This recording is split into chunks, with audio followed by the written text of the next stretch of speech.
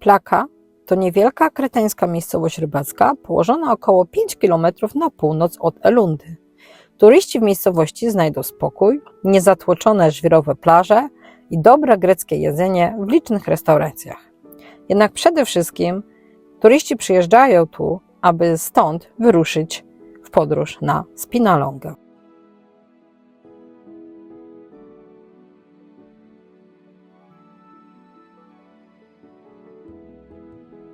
Spinalonga to niewielka wyspa w okolicy Agios Nikolaos na Krecie.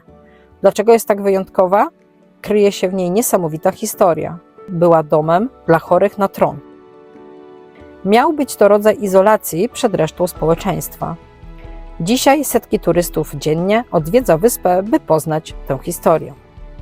Na wyspę można się dostać z Plaki. Bilet w obie strony w 2024 roku kosztował 10 euro.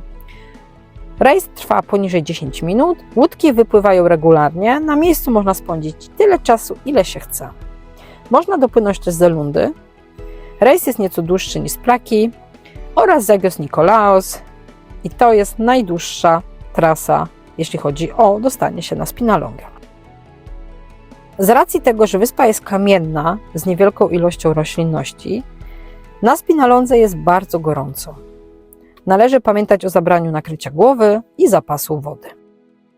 Pierwsze wzmianki o tej niewielkiej wyspie leżącej w zatoce Elunda pochodzą jeszcze z czasów minojskich, kiedy znajdowało się tu jedno z ważniejszych miast państw – Olous.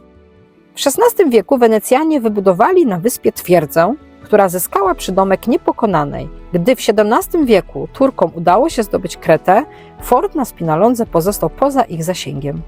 Po pewnym czasie jednak została przejęta przez Turków. Ostatni Turcy opuścili Spinalongę dopiero na początku XX wieku, kiedy władze Krety zdecydowały, że teren ten idealnie w roli kolonii dla trędowatych. W teorii miało to być miejsce, gdzie prześladowani i wyrzuceni na margines społeczeństwo chorzy stworzyliby w końcu prawdziwą wspólnotę. Prawda była jednak przerażająca. Ze Spinalongi nie było ucieczki, a jej przymusowi mieszkańcy znikali z dokumentów skazani na powolną śmierć.